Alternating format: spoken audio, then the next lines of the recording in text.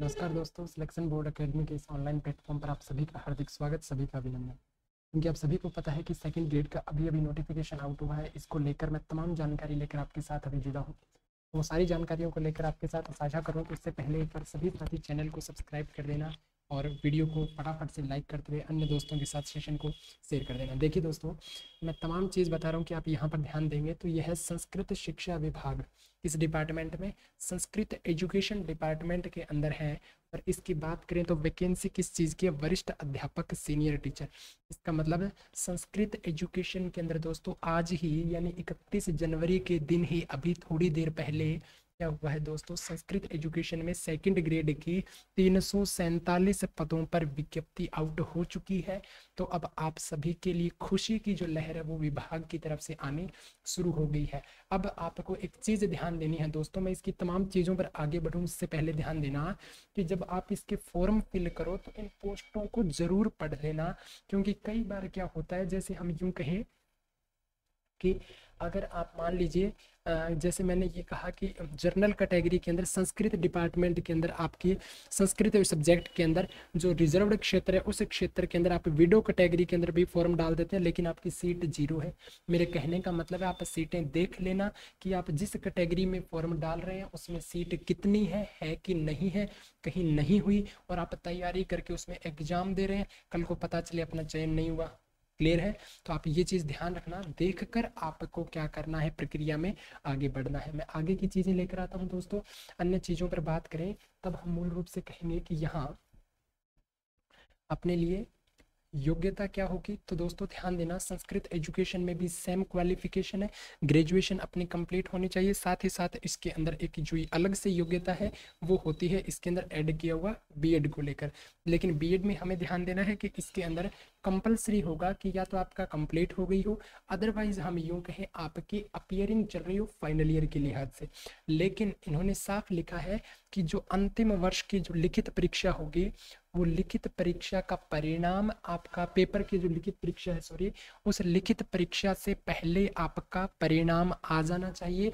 यानी आप second year में है अभी बीएड, और जब आप सेकंड ग्रेड का एग्जाम देंगे उससे पहले आपके पास में इसकी मार्कशीट जो है, रिजल्ट जो है वो आपके हाथ में होना चाहिए, तभी आप इसके योग्य होंगे। लेकिन आप बेफिक्र रहिए, रिजल्ट निश्चित आ जाएगा। पहले ग्रेड पे आपकी 4200 आयु सीमा जो है 1 जुलाई 2024 को न्यूनतम 18 और अधिकतम कितनी दी गई है? 40 वर्ष। इससे कम ज्यादा आपके नहीं होनी चाहिए।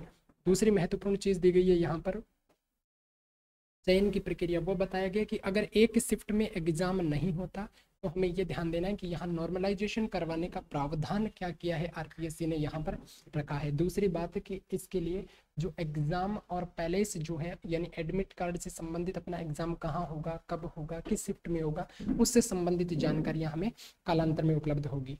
क्लियर है? पाठ्यक्रम जो है वो अलग से जारी कर दिया जाएगा। दूसरी बात है शॉर्ट पाठ्यक्रम इसी के लास्ट में अपने को दिया गया है। आवेदन प्रक्रिया जो है एसएसओ आईडी के माध्यम से आप आवेदन कर सकते हैं। ओटीआर आपको करना होगा, जिसने ओटीआर किया है उस विद्यार्थी का दोबारा पेमेंट भी नहीं लगने वाला, ये भी आपको ध्यान रखना है। क्लियर है? नेक्स्ट देखिए, अब बीच में अपना एक चीज रह गया जिसकी बात करें, आवेदन की अवधि यानी 6 फरवरी 2024 से लेकर 6 मार्च 2024 तक आवेदन होने वाले हैं दोस्तों। लेकिन ध्यान देना, कोई विद्यार्थी अगर ये समझता है कि 6 मार्च तक आवेदन चलेंगे तो हम तो मार्च में डाल देंगे लास्ट में सर्वर हैंग हो जाता है, कई बार साइट नहीं चलती, इस वजह से फॉर्म से वंचित रह जाते हैं कुछ विद्यार्थी। इसलिए उस दुविधा से बचना है तो शुरुआत में फॉर्म डाल के और अपनी निष्ठा लगन के साथ आप क्या कीजिएगा, जुड़ जाइएगा तैयारी करने के लिए। और दोस्तों ध्यान देना आप लोग जो अपनी शिद्दत के साथ तैयारी करोगे तभी आपका चयन होगा। इसमें एक मेंशन और भी किया गया है, वो भी मैं आपको दिखा देता हूं कि आपके एग्जाम में 5 विकल्प रखे जाएंगे। कितने विकल्प रखे जाएंगे? 5 विकल्प रखे जाएंगे, वो मैं अभी आपको दिखा देता हूं कि कहाँ इन्होंने मेंशन किया है दोस्तों। तो 5 विकल्प आएंगे, इसका मतलब हमें अभी इन सारी चीज़ों को क्या करना होगा दोस्तों, ध्यान में रखना होगा। क्लियर है? कहाँ पर ऊपर है कि नीचे रह गया? थोड़ा सा ध्यान देना।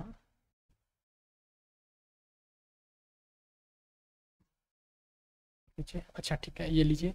यानी ईच क्वेश्चन यानी प्रत्येक क्वेश्चन में has been option marked as 1 to 5, यानी प्रत्येक प्रश्न के विकल्प जो है हमें 5 विकल्प मिलने वाले हैं, 4 हमें करना है। 5वां विकल्प इसलिए होगा कि अगर हम क्वेश्चन को अटेम्प्ट नहीं करना चाहते तो फिर हमें 5वां गोला फिल करना होगा। वो सारी विज्ञप्ति इसमें दी गई है, आपको रणनीति सॉरी आपको अपने टेलीग्राम चैनल पर भी अवेलेबल हो जाएगी। इस वजह से मैं यूँ कहूँ कि आपको तमाम चीज़ों को पढ़कर और टैली करके सारी चीज़ें कंप्लीट करनी है। क्लियर है दोस्तों?